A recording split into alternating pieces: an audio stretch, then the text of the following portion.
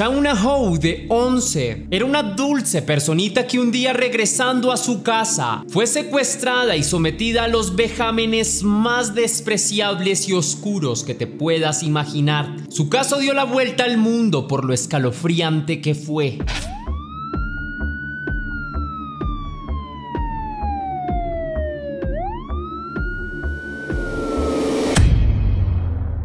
Antes de iniciar con el video de hoy, quiero enviar un saludo muy especial y cósmico a dos leyendas, a Natalia Soledad, que me escribió gracias. No sé si verás mi mensaje, pero quiero que sepas que veo tus videos desde hace poco y ya me vi muchísimos. Gracias por tus videos, me encantan. Mil gracias a ti, Nata, y por supuesto que leeré tu mensaje. Gracias por enviarme ese lindo mensaje tan divino y motivador. Cosas como estas me recuerdan que vale la pena trabajar con ahínco. Te deseo lo mejor del mundo y te envío un beso del tamaño del sol. También quiero agradecer a Lupita Pineda, que me escribió gracias. Gracias a ti, leyenda, por estar aquí viendo mis videos. Me enorgullece que seas parte de esta comunidad. Te deseo mucha paz mental y salud. Por supuesto, te envío un gran abrazo cósmico y te deseo el mejor día de todos. Ahora sí, la pregunta del día de hoy es: ¿qué sueles hacer en la noche de Halloween? Déjame tu respuesta en la caja de comentarios.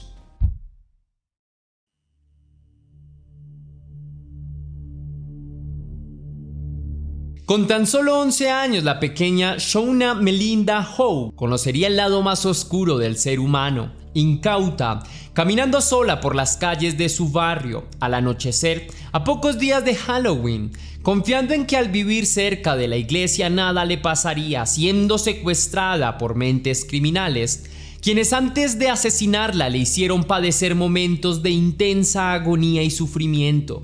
Shauna Melinda Howe nació el 11 de julio de 1981 en la ciudad de Oil City, en el estado de Pensilvania, en los Estados Unidos.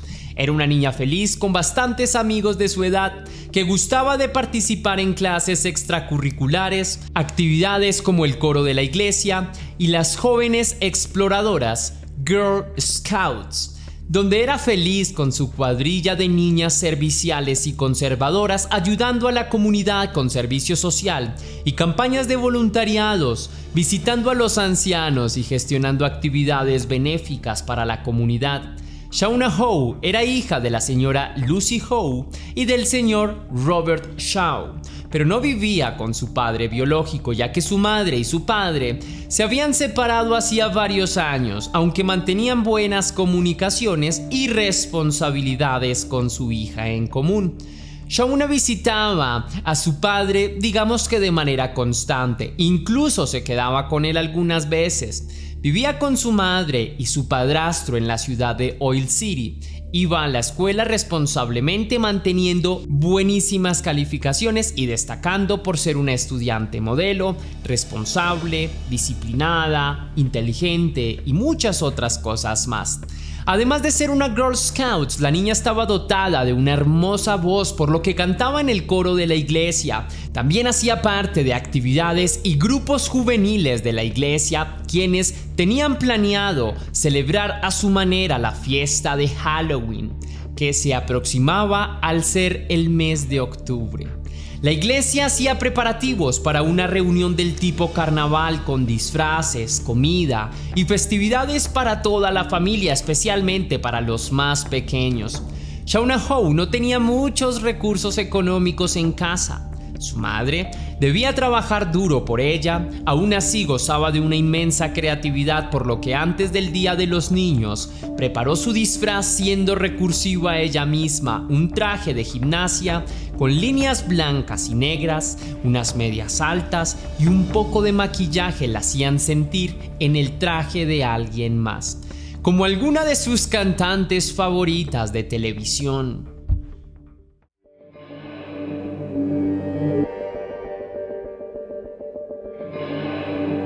El 27 de octubre del año 1992, cuando formalmente la menor de edad Shauna Howe fue reportada como desaparecida, llevándose con su tragedia la fiesta de Halloween por muchos años en la ciudad, ese día, emocionada, Shauna, luego de vestir su disfraz de gimnasia, salió a pedir dulces y cantar en el ancianato con las Girl Scouts.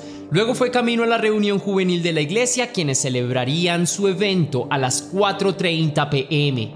Al llegar a la festividad, la menor compartió con sus amigas el festejo. Todos sus amigos estaban disfrazados y jugaron con ella. Fue feliz mientras duró la reunión. Luego todo terminó antes de oscurecer, pues la ciudad en la noche tenía la mala fama de ser peligrosa. Shauna Howe solía caminar por las calles de su barrio a pesar de ser una niña pequeña. Iba del colegio al punto de encuentro con las chicas exploradoras y de allí camino a la iglesia luego de su jornada escolar. Casi siempre lo hacía sola, nunca le había pasado nada en su caminar yendo y viniendo durante el día. Era conocida por los vecinos y los habitantes del sector. Sin embargo, su madre era consciente de los peligros del anochecer. En esos momentos, solamente cuando oscurecía, la niña era escoltada por un familiar o un adulto camino a casa. La señora Lucy, madre de Shauna, ese 27 de octubre no podía ir personalmente a recoger a su hija.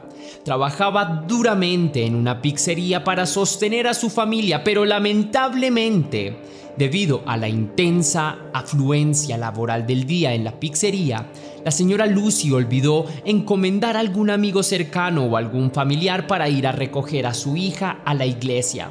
Se acordó demasiado tarde. Confió en que la menor podía llegar sola a casa, ya que lo había hecho antes muchas veces, solo que nunca al anochecer. Lucy llamó a su casa y habló con su pareja, el padrastro de la niña, quien prefirió quedarse viendo la televisión, persuadiendo a su mujer de que la niña llegaría sola a su casa como antes, luego de un rato. Lucy se tranquilizó por un momento y siguió con su trabajo. La iglesia finalmente no quedaba lejos de su casa, a tan solo unas cuantas cuadras. El reloj marcó las 9 p.m. Había pasado bastante tiempo desde que la pequeña Shauna Howe tuvo que haber llegado, pero no hay rastros de ella en ninguna parte. Entonces el padrastro empezó a preocuparse y encendió su camioneta para salir a buscarla en la carretera. Shauna, como cualquier niña de su edad, le tenía mucho miedo a la oscuridad, especialmente a la noche. Era muy probable que de haberse ido sola caminando lo hiciera por la carretera principal, siguiendo las luces de las farolas. Aún así, su padrastro recorrió varias veces el camino en su auto en busca de algún rastro de la menor desde su casa hasta la iglesia, la cual estaba cerrada, yendo y viniendo varias veces.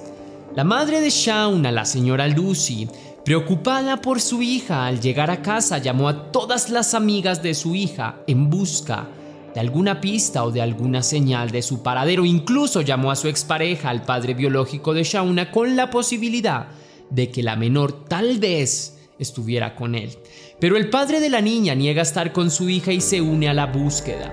Para aquellos días, tecnologías como internet o telefonía celular aún no estaban tan desarrolladas. Casi nadie tenía acceso a un celular o a internet, salvo comerciantes o personas adineradas, por lo que poner una denuncia era un trámite más complejo, tardando mucho más tiempo que hacer un reporte en la actualidad.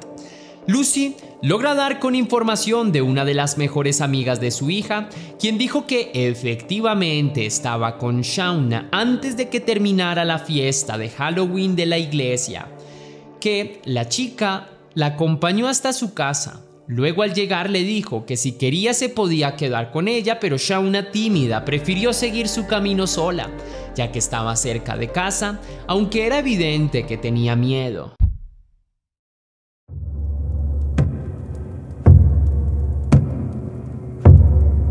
Cuando los padres de Shauna pusieron el denuncio de persona desaparecida a la policía, casi al mismo tiempo un sujeto llamó a la línea de emergencias para reportar un evento sospechoso, justo en la misma ruta y a la misma hora en que Shauna Howe fue vista por última vez, reportada como desaparecida. El testigo indicó que manejaba su camioneta cuando vio a un extraño y perturbador sujeto con aspecto desaliñado, vestido con una gorra de béisbol y una chaqueta militar que perseguía a una niñita pequeña. Luego de esta sospechosa escena, el testigo escuchó un grito y varios ruidos de forcejeo, por lo que devolvió su auto para buscar al tipo sospechoso, sin encontrar rastro de él o de la niña.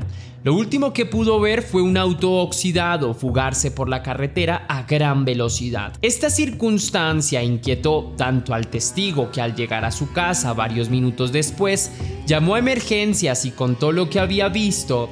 Luego enviaron a algunos policías a la zona, pero no encontraron nada. La hipótesis era que ambos casos estaban conectados, que eran el mismo tanto el reporte de sospecha hecho por el ciudadano como el denuncio de desaparición de la menor de edad. Todo apuntaba a que Shauna Howe, de 11 años, había sido secuestrada. Se organizaron varias brigadas de búsqueda durante los días posteriores por parte de la policía como por parte de los vecinos y locales. Buscaron por los alrededores de la ciudad, en los lugares sospechosos como terrenos baldíos o terrenos boscosos alejados. El día 29 de octubre, un pariente de la víctima, el tío, encontró la ropa que usaba Shauna Howe el día de su desaparición, es decir, su disfraz de gimnasta, su camisa de rayas, abandonada entre las ramas de una zona boscosa de Rogueland, donde solían hacerse campamentos y fiestas al aire libre. La prenda encontrada fue puesta bajo el lente de los científicos investigadores de la policía, quienes confirmaron que eran de la menor de edad desaparecida. Al poco tiempo, cerca de la zona donde había hallado las vestimentas, donde previamente ya habían buscado, apareció el cuerpo de la menor de edad por las vías del ferrocarril a 200 metros, vestida con una blusa puesta al revés y medias que no eran suyas, como si alguien la hubiera cambiado de ropa antes de abandonarla, buscando confundir a los investigadores. La controversia aparece cuando se plantea que la zona donde encontraron el cuerpo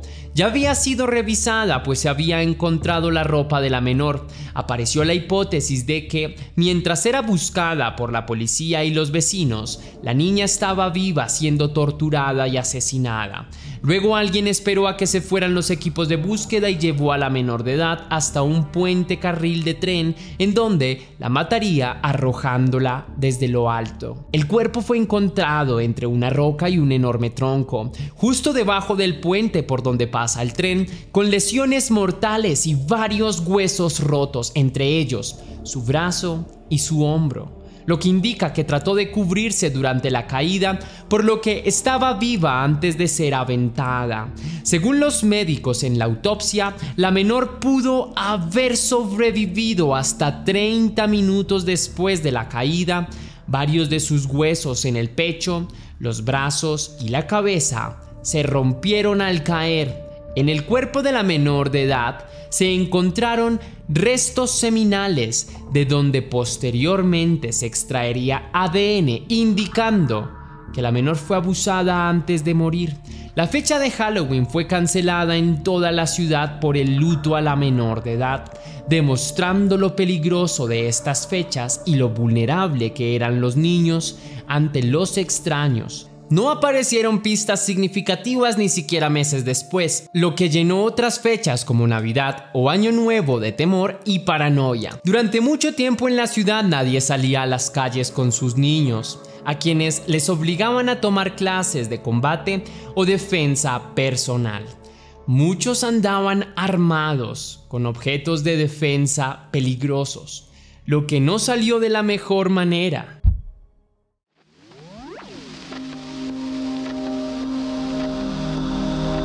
Las principales hipótesis de la policía indicaban que alguien de la familia estaba involucrado con el delito, tal vez el tío, quien fue el que encontró la ropa de la menor de edad. Pero ni sus genes ni el de su familia coincidía con el ADN encontrado dentro de la menor ultrajada. Además tenían coartadas creíbles. El único personaje ajeno a la familia indicado como sospechoso era un sujeto llamado Eldred Walker, a quien conocían como Ted, un tipo de apariencia desaliñada y perturbadora que coincidía en todas las descripciones del testigo. Usaba una gorra de béisbol, una chaqueta militar y condujo un auto cuadrado oxidado.